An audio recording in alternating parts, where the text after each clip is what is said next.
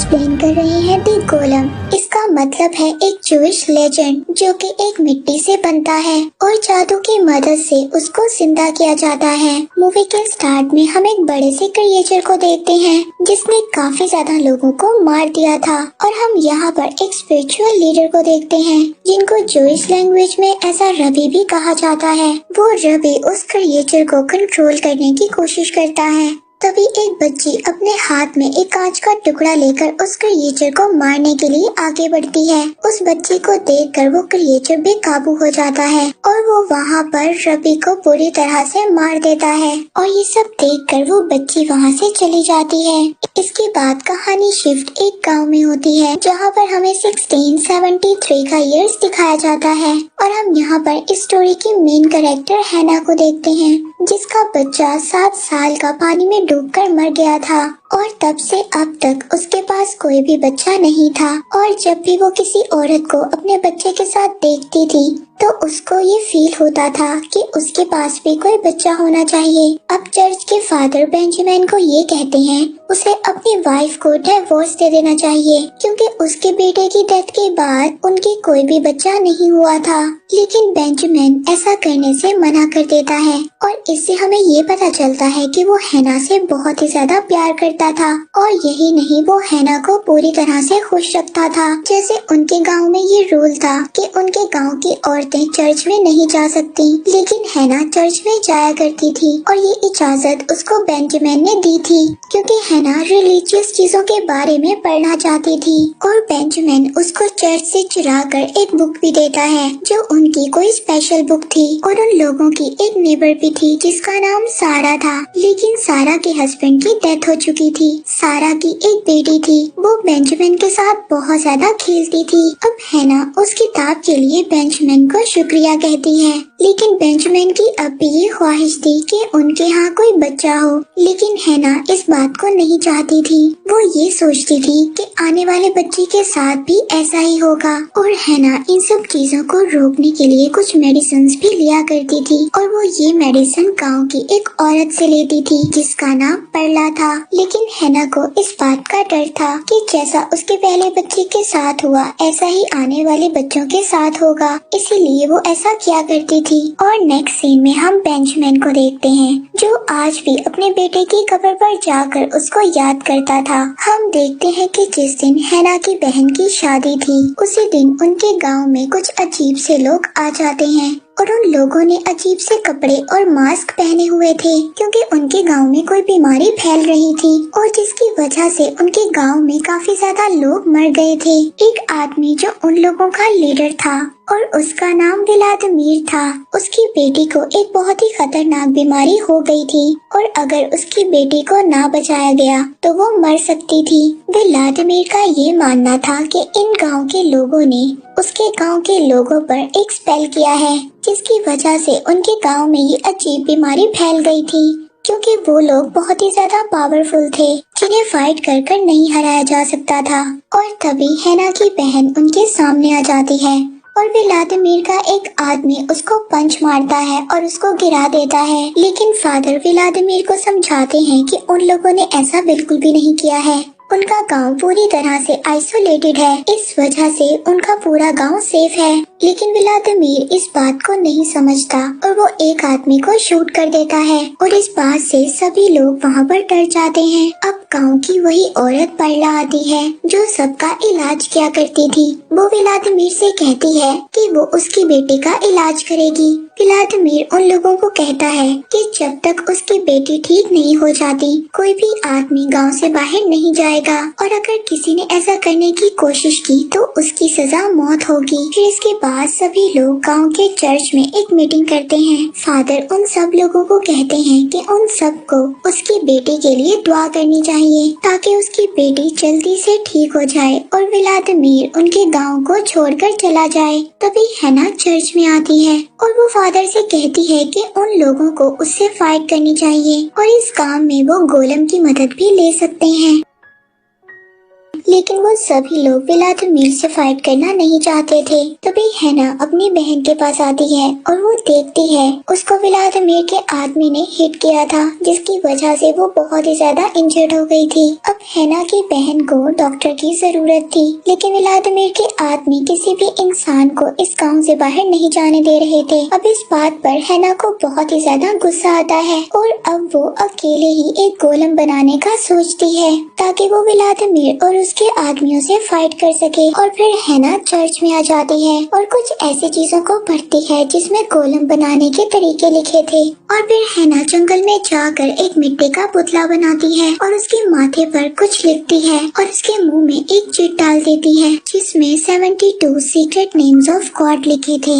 इसके बाद वो उसके इर्द गिर्द एक स्टार बनाती है और उस स्टार में आग लगा देती है और ऐसा करते ही वो वहीं पर बेहोश हो जाती है। इसके बाद दूसरी तरफ परला को भी ये बात पता चल जाती है कि गांव में कुछ गलत हुआ है। और फिर जब हैना सुबह उठती है तो देखती है कि उस जगह पर एक बहुत ही बड़ा गड्ढा हो गया था। अब वो इस बात को सोचती है कि उसका काम मुकम्मल नहीं हुआ और वो वहाँ से मायूस होकर अपने घर चली जाती है। अब घर जाकर वो अपने बेटे के सामान को देखने लगती है जिसमें एक गुड़िया भी रखी होती है। अब रात को हैना और बेंजामिन जब डिनर कर रहे होते हैं और तभी उन्हें ऐसा फील होता है कि उनके घर में शायद कोई है और ये बात चेक करने के लिए हैना दोबारा से अपने बेटे के रूम में जाती है। हैना जब फ्लोर पर देखती है तो वहाँ पर एक बच्चे के पाँव के निशान थे और दूसरी तरफ बेंजामिन को भी ये बात पता चल गई थी कि हैना कोई मेडिसिन लेती है जिसकी वजह से हैना प्रेग्नेंट नहीं होती। अब बेंजामिन हैना से नाराज हो जाता है और घर से बाहर चला जाता है। फिर अगले दिन हैना अपने घोड़े के पास जाती है जो कुछ अजीब किस्म का बिहेव कर रहा था।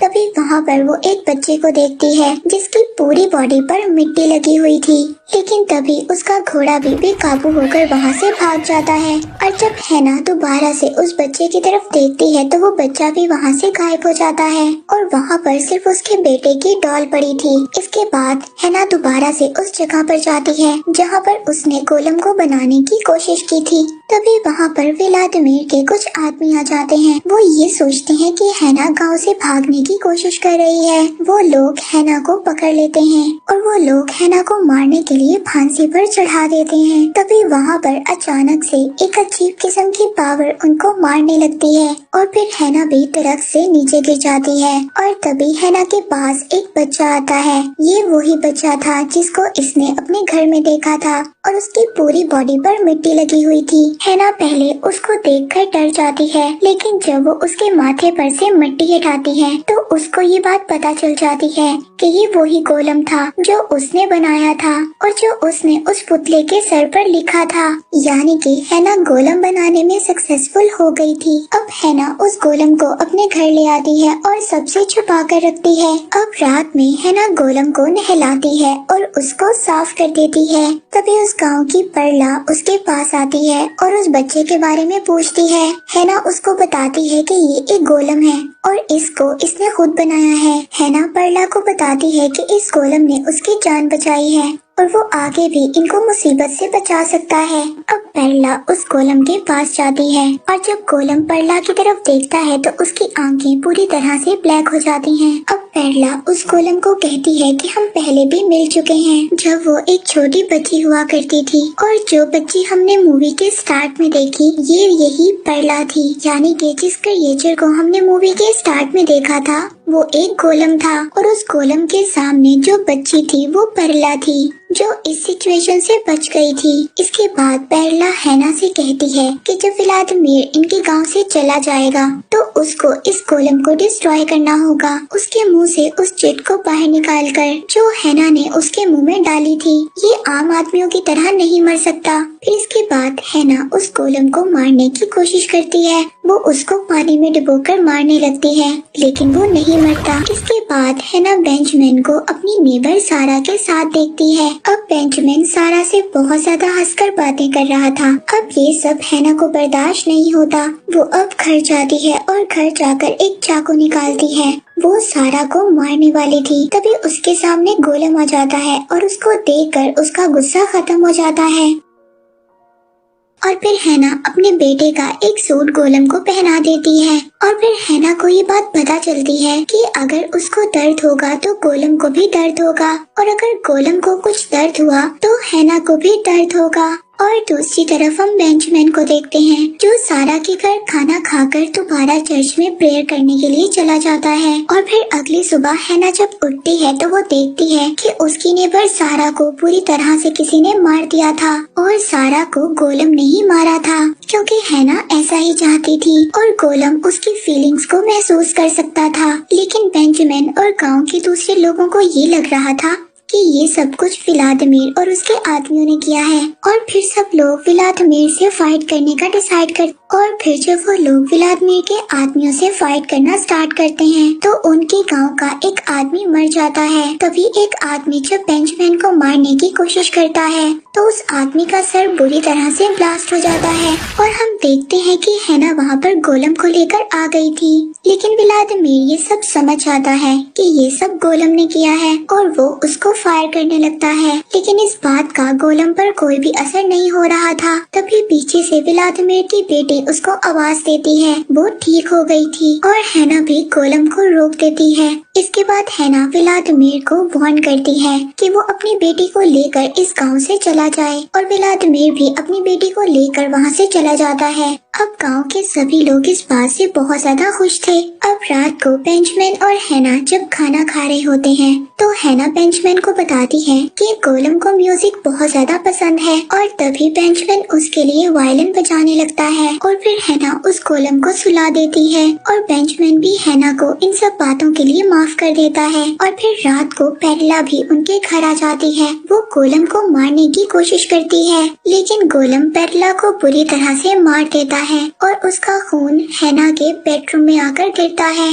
और जब बेंजामिन ये सब जाकर चेक करता है तो उसको पता चलता है कि पेरला की डेथ हो गई है और उसको गोलम नहीं मारा है और वो एक प्रोटेक्टर नहीं है बल्कि एक हार्टलेस डीमन है। और फिर बेंजामिन हैना को बताता है कि पेरला को इस गोलम ने मार दिया है और ये कोई प्रोटेक्टर नहीं है, ये हम सबको भी मार देगा। लेकिन हैना बेंजामिन की बात को नहीं समझती और फिर बेंजामिन फादर के पास जाता है। वो फादर को ये सब बातें बताता है कि गोलम ने पेरला को मार दिया है। बेंजामिन बताता है कि गोलम इनोसेंट लोगों को भी मारता है। फिर फादर उसको 10 लोगों को इकट्ठा करने का कहते हैं और उस पर एक स्पेल को परफॉर्म करने का भी कहते हैं और फिर उसको बताते हैं कि उस पर वो एक स्पेल को परफॉर्म करेंगे। और दूसरी तरफ हमें दिखाया जाता है कि व्लादिमीर की बेटी भी मर जाती है और व्लादिमीर अब ये सोचता है कि ये सब उन गांव वालों की चाल है। और फिर व्लादिमीर अपने साथियों को लेकर हैना के गांव में आ जाता है और वहीं पर गांव में बेंजामिन 10 लोगों को इकट्ठा कर लेता है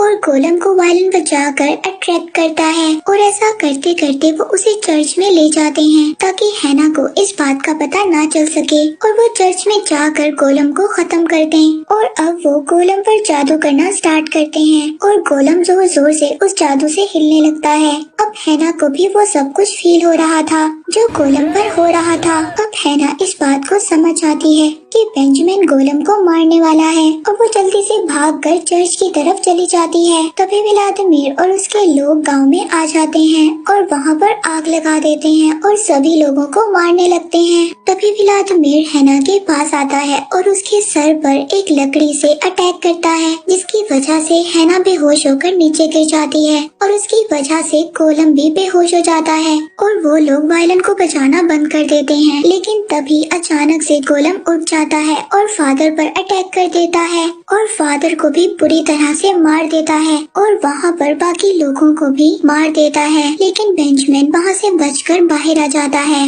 और दूसरी तरफ व्लादिमीर हैना को मारने वाला था। तभी वहाँ पर गोलम आ जाता है और वो अपने हाथ से व्लादिमीर का दिल निकाल लेता है जिससे फौरन ही व्लादिमीर की डेथ हो जाती है और व्लादिमीर फौरन ही मर जाता है। और अब गोलम व्लादिमीर के बाकी लोगों को भी मार देता है और उसके सामने जितने भी लोग आते हैं सबको मार देता है। और फिर जब हैना को होश आता है तो वो देखती है कि गांव में हर तरफ आग थी और सभी लोग मर गए थे।